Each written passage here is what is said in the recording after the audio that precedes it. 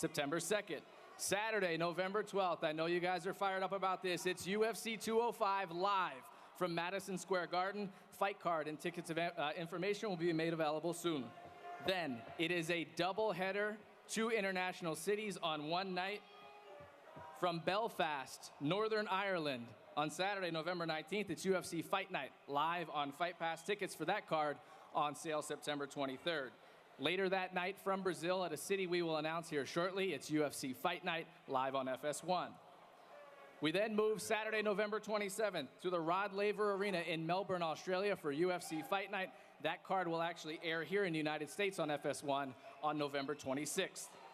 Saturday, December 3rd, the Ultimate Fighter finale from Las Vegas as Demetrius Johnson defends his title against the winner of the season of The Ultimate Fighter, which premieres on Fox Sports 1, August 31st.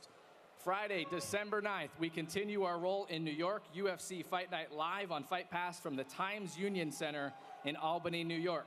Saturday, December 10th, UFC returns to Canada for UFC 206 live on pay-per-view from the Air Canada Centre in Toronto, Ontario. Tickets on sale October 6th. Saturday, December 17th, the UFC breaks in the brand new Golden One Center in Sacramento, California for a card live on Fox. And then we close out the year on a Friday, December 30th, UFC 207 live on pay-per-view from tomorrow night's venue, the T-Mobile Arena. With that being said, let's go ahead and get the first question. John, if you go ahead and stand up for us. Yeah, Dave, I guess just to be clear real quick so we all know, that's it, right? No more surprises or more events. That's the Take your bow, Dave. That was good. Thank you. No, that's it, John. Okay. But don't be surprised. No, that's it. Fantastic. All right, we'll start with the champ, please. Mike, obviously, you've worked a long time to get here. Want to know, just how have the last months played out versus your expectations? How's it compared to what you thought it would be? Yeah, life is good. I'm the champ. People call me champ, and, you know, it feels good. I'm not going to lie. Life is good. Shut the fuck up. Fuck it, I'll give you something to boo. When I knock this asshole out, you can fucking boo that. You can fucking boo that. Sit down. Come on. Quiet down, guys. We got a press conference. Well, Mike, I mean, this fight makes a lot of sense for you, obviously. Yes. But it kind of came out of nowhere, but it does make sense to you. Let me ask you, how much has UFC 100 stuck in your mind over the years? I mean, how often do you think about that result? You know, UFC 100 was a long time ago. I just recently watched that fight back, and I cringed watching it. It was a terrible performance. God bless Dan Henderson. He got the job done on that night. As we all know, he was cheating. He was on testosterone replacement therapy. But yet he's still fighting now. He is a marvel of modern science. The guy is cured. His testosterone levels remarkably came back up, and he's still able to continue. Him and Vitor Belfort, you know, check these guys out. They're amazing what their bodies have done. Yeah, Dan Henderson, I want to beat this guy. Of course, he knocked me out. It was good. But Dan Henderson couldn't beat Anderson Silva. Dan Henderson couldn't win a UFC title. Dan Henderson is famous for one thing. That's knocking me out at UFC 100. I made your career, Dan, and after UFC 204, that will be eradicated. And Dan, if I could ask you, I mean, what does this fight mean for you? I mean, obviously there's the potential for history, the championship, but is it just that, or is there anything personal, especially when he's throwing out the things he's throwing out now? No, for me, it's never been anything personal. The first time we fought, it's all about the sport, winning, and the belt for me. So honestly, it's never been anything personal. I've always respected him. He's a great fighter, and has stuck in there pretty well over the years and kept at it and improved. And you know, it's just all the other talking that I'm not a fan of. Thanks. And Dave, just maybe if I could quickly for you, as a promotion, can you explain why this fight made sense? Because Dan has hinted that win or lose, he might walk away after this fight. And a lot of times it's kind of viewed that if a champion retires with the belt, it kind of devalues the next champion, that sort of thing. So why was that a risk the company was willing to take, and why did this fight make sense? I mean, this was the perfect storm, John. When you talk about this fight, the new champion from Manchester, England, Michael Bisping, against a fighter he's wanted to avenge a loss for a long time. Dan's an icon in this sport, and at 46 years old, he's in a resurgence. So this was a fight that made a lot of sense for the local market we're going to. And John, let's be transparent here. Anytime there's bad blood, it always sells. There's going to be some sore heads tomorrow. Question for Mike. I don't know if you can hear. I can hear. You can hear? Got you. Dan Henderson has said, Mike, that he is going to retire, win or lose. Do you believe him? Listen, I've got no ill will towards Dan Henderson. You know, I wish him all the best. This isn't personal for me. This is business. But Dan Henderson is not going to win this fight. We all know this. He ain't going to win. He's a one-trick pony. He's got a right hand. He's old. He's slow. I'm too fast. I'm the better fighter. God bless him. Good for him. He's had a good career. We all know he ain't going to win this fight. So you think this will be his last fight? It will be his last fight for sure.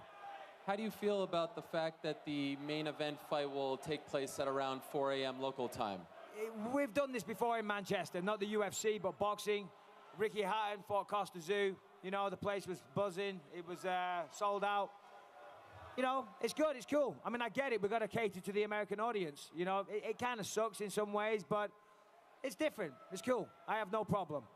And one last thing, Chris Weidman said recently that he feels embarrassed telling people that you're the champion of the division. He was once champion. What's your response to that statement? Yeah, I think Chris Weidman should be embarrassed that he got his ass kicked off Luke Rockhold, the guy that I knocked out in 2 minutes, incidentally. I think that's what he's embarrassed about. Chris Weidman, you know, I mean, for a guy that spouts on about Jesus and all this, he needs to take a good long look in the mirror because he's kind of acting like a dick these days. And Weidman, win a fight, and you'll get yours, don't worry. Question for Dan Henderson. Dan, on the same night that Michael won the middleweight title, you finished Hector Lombard in one of the most spectacular finishes of your career. Did the manner in which you ended that fight answer any personal questions for you might have had about where your career was going or what you had left in the tank? No, I mean, for me, I knew that I was always capable of doing that at any given time. It's just a matter of putting it together. You know, and Hector was a dangerous guy and has shown that in the past, so I was just very thankful to have it in that fashion. And, you know, I think a good part of the reason why this fight is happening is because I did that night, and Michael was able to knock out Luke Rockhold that night. It kind of stars had to align to make that happen, and I'm just thankful to have this opportunity at the belt again. You've hinted that win or lose, this could be your last fight. As we sit here today, where are you at on that? Are you committed to that idea, or do you reserve the right to see how the fight plays out, take it from there? No, I've said that win or lose, this is my last fight. So I'm very stuck on that. I have no desire to go on afterwards. Win or lose, obviously, I'd like to finish with that belt. That would be an ideal ending for me, but you know, I'm ready. And one question for the champion. Michael, the first time you guys fought, that was all the way back at UFC 100. You started out the press conference by admitting yourself you thought it was a poor performance by yourself. How would the Michael Bisping of 2016 fight that fight differently back at UFC 100? In that fight, I was very skittish. You know, I wasn't committing. I was on the back foot constantly. It was just a bad performance and a bad game plan. I was overtrained. Listen, you know, I'm not trying to discredit it. God bless him. Good for him. He got me. He got me good. You know, what can you say? It's part of history. Not bitter about it. You know, it is what it is. This is it's a tough sport that we're in. He got me good. And, you know, I get a chance for revenge. Thank you. Question for Dan. Dan, I want to build on that a bit. Let's say you catch Michael with a similar right hand that you did at UFC 100, and the referee is slow to dive in there as he was at UFC 100. Do you follow up with a flying forearm like you did back then, or do you let him be this time? No, honestly, I've done that before and after him. It was nothing personal at all. It was no reason other than to make sure the fight was finished. There's been fights where I haven't followed up like that, and the fight went on, and you never want that to happen. And you don't know for sure how quickly a guy can recover. You know, obviously after the second one, I knew that it was going to be done, and I was getting up before the referee even came in. But you know, it's just one of those things and one of the natures of the sport. You know, it's happened to me as well. You know, it is what it is. Michael, follow up to that. Do you believe him? Do you believe what he's saying there? Listen, in this sport, you keep going until the referee drags you off. I had no problem with it. It is what it is, you know. I mean, we signed up for this business. I got knocked out. He followed it up. You know, job well done. We can sit here and we can ponder as to whether or not he'll do it a second time. It ain't going to happen a second time. He ain't going to land shit. I'm going to be all over the place, too fast, pick him apart, finish him in the later rounds. Yeah, follow up, Michael. Michael, how much do you think the support in Manchester is going to benefit you on fight night? Every time I fought in the UK and in Manchester, the crowd have been absolutely fantastic, and I want to thank each and every one of them that's followed my career. Thank you, guys. Make some noise, and I expect no different this time. Listen, Henderson's, you know, he's a legend in this sport, so, you know, I'm expecting the MMA fans to give him some support as well, and rightly so. Yeah, of course, I'll be the favourite, and I'm excited for the atmosphere there. Just one last one. This for Dave, actually. A lot of the talk back home has been about what's going to be the co-main event. Can you give us some idea what we're looking at here? Are we looking at putting on another title fight, or is it just going to be another feature bout? So right now, the fights, Jim, that are done, Vitor Belfort versus Gegard Mousasi as the co-main event. Oven St. Preux versus Jimmy Manoa. Stefan Struve versus Ruslan Magomedov. Andre Edo Martins versus Leonardo Santos. Brad Pickett versus Iori Alcantara. And Davey Grant versus Damian Stasiak. More fights to come over the next 7 to 10 days. Thanks, Dave.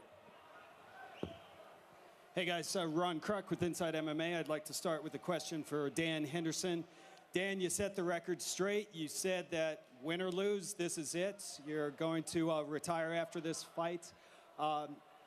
Is it more mentally? Is it physically? Can you give us just some insight on how you came up with this decision?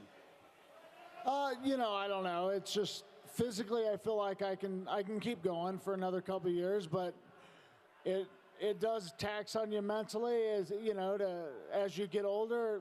As I've gotten older, it's been tougher to get through training camp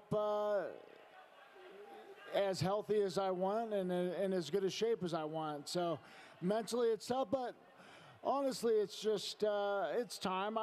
You know, I'd like to spend a little more time with my family and kids and not miss as much stuff as I'd like because I'm having to train or off at a fight somewhere. But you know, I've loved this sport for a long time, and I've been blessed to have had a career as long as I have, and you know, turning 46 next week, and you know, I don't know, how much more would you like to see me? Well, happy birthday. I'm sure the fans would like to see you a lot more. Dan, it's very rare that a fighter or athlete in any sport can go out, number one, still on the top of their game, but also making that decision to walk away from it. Was that a consideration too, that, hey, this is your choice and now you can move on to a new chapter in your life?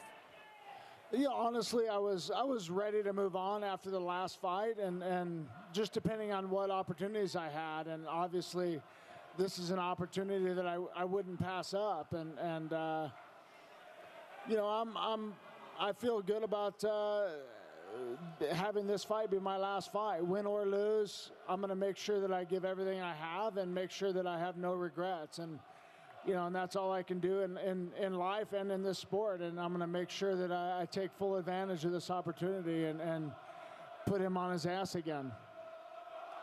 And then one quick question for the champion, Michael Bisping. Michael, as you come into this title fight, you've worked long and hard in this business to capture that belt, but you're facing in your first title defense a guy who's ranked number 12. Is this a situation where you have a lot to lose and not much to gain? Talk about that. Yeah, of course there's a lot to lose. You know, I'm very proud to be the world champion.